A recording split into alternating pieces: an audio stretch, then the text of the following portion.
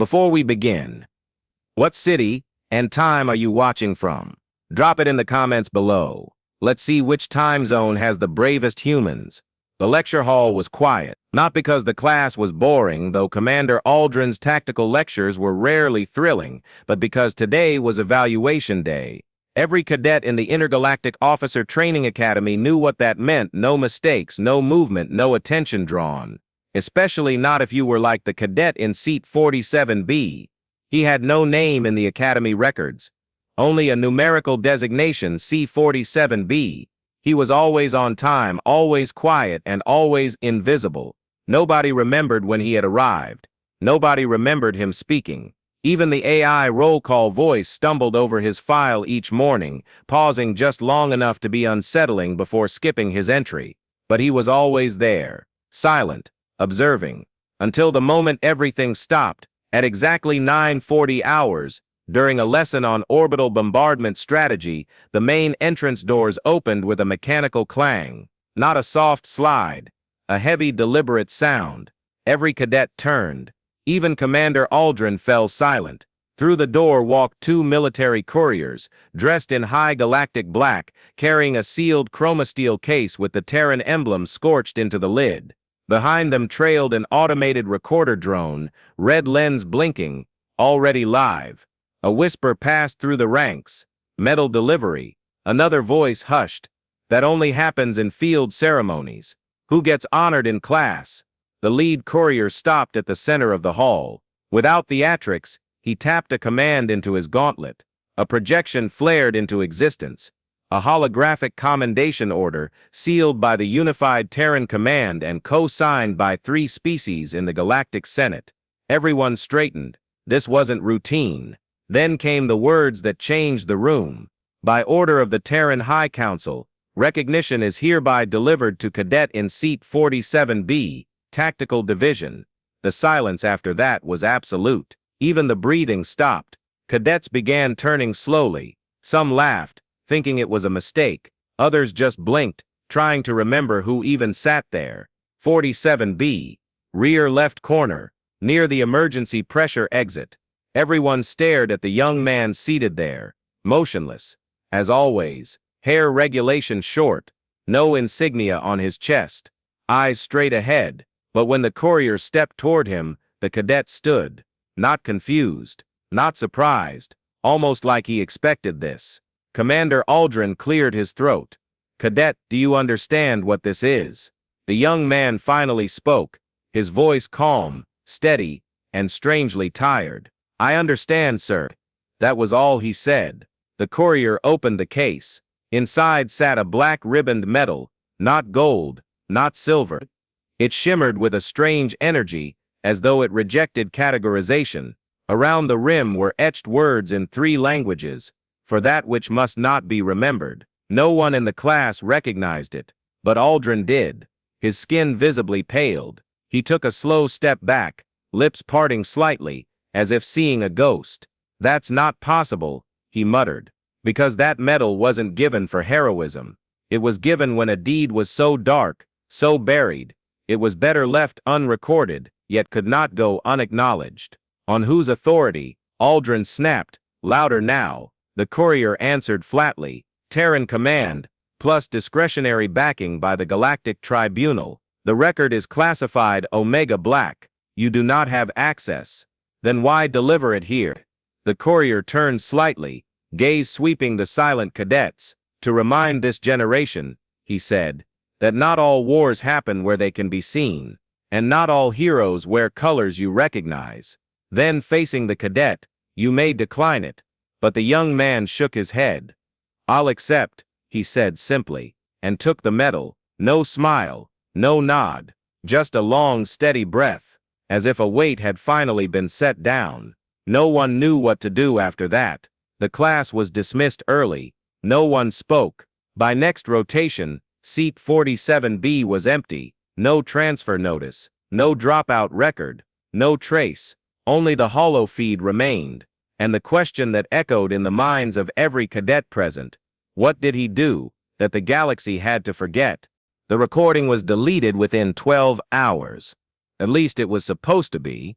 but someone had already copied it, and from there it spread through encrypted forums, black site networks, deep within Terran defense circles, the medal of a mission, a cadet with no name, a case delivered in front of witnesses, and the phrase that lit up every Ghost Protocol archive, for that which must not be remembered. Only 5 of those medals had ever been forged. The last one was awarded during the siege of Epsilon Dre 6, when a Terran bioweapons lab accidentally triggered an extinction event that removed 2 warring species from the Senate registry. But that had been decades ago.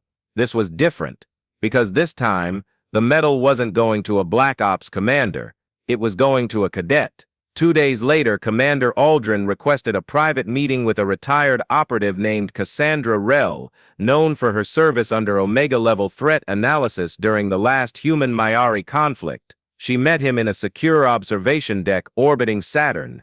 Without greetings, Aldrin slid a datapad across the table. It showed a paused frame of the cadet standing with the medal in hand. "I need you to tell me who this is," Aldrin said. Rell stared at it, then leaned back, slow and quiet, as if recognizing something, not someone. "That's not a who," she whispered. "That's a containment hook, because sometimes what looks like a soldier is actually a SEAL." 20 years ago, during the Silent Rift event, a deep space listening post intercepted what appeared to be an abandoned life pod drifting from beyond known star maps. Inside, a child, alone, no identifiers, no memory, human, or close enough. He was adopted quietly into a Terran outpost, then shifted through orphan systems, eventually finding his way into the military cadet stream. His records remained untagged, unconnected, as if the system chose not to track him. Because deep in the files no one was supposed to read, the pod hadn't been drifting randomly. It had been launched away from something. "Are you saying he's alien?" Aldrin asked. Rell shook her head. "Worse," she said. "He's human adjacent, genetically Terran. But the problem isn't what he is, it's what followed him here." She pulled up a classified file marked EXO Shadow, red thread, 17 psychic incidents near him, 4 unexplained deaths, 2 entire squads reassigned because of emotional bleed. Every time he passed a psych eval, the file would corrupt. 2 days later, Aldrin was pale again. "And now we gave him a medal." "No," Rell said. "We gave him a signal." Back on Earth, in a forgotten research center buried under the Himalayas, the cadet stood alone. He wasn't wearing the medal anymore. It was embedded in the wall, projecting a frequency, one that vibrated at sub-dimensional tones, summoning something. He wasn't sure why, only that it had to be done. He didn't remember the life before, but he remembered the dreams.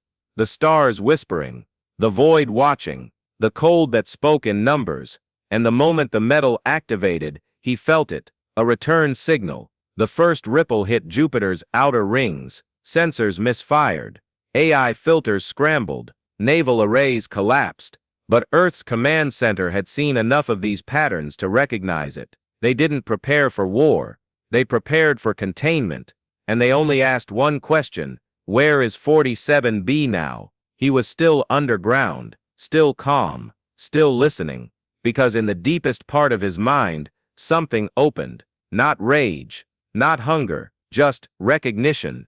The thing he'd been hiding from hadn't come to destroy Earth, it had come to reclaim him, and now the choice was his. He could go, or he could stand. A cadet, nameless, unranked, unarmed, but not unready. The frequency changed pitch. Across Terran outposts, AI protocols updated silently. Voice channels repeated the phrase, "He is choosing. Do not interfere." And he did. He chose Earth, not because he belonged here, but because he wanted to. And the void paused. It didn't attack. It didn't retreat. It just waited, because now it wasn't sure what he had become, and neither was he. He never returned to the academy. No one ever saw him again, except for one final anomaly. A few years later, during a diplomatic summit on Ven Valaris, an alien delegate reported seeing a man standing at the edge of the landing fields, watching the stars. When security arrived, he was gone, but where he had stood, they found an insignia burned into the stone, 47B. The cadets who'd witnessed that classroom delivery all moved on. Many became officers, some became heroes, but none forgot that moment. And some say, when they face impossible odds, when the mission becomes too dark to speak aloud, a coded order still echoes through command channels. Call seat 47B, not as a name, as a warning, because some medals aren't awarded for what you did. They're a reminder that you're the only one who can do it again. If this story stayed with you, like, comment your favorite moment, and share it with someone who believes some legacies live in silence. And don't forget, sometimes the strongest humans are the ones nobody noticed, until it was too late. We'll see you next time.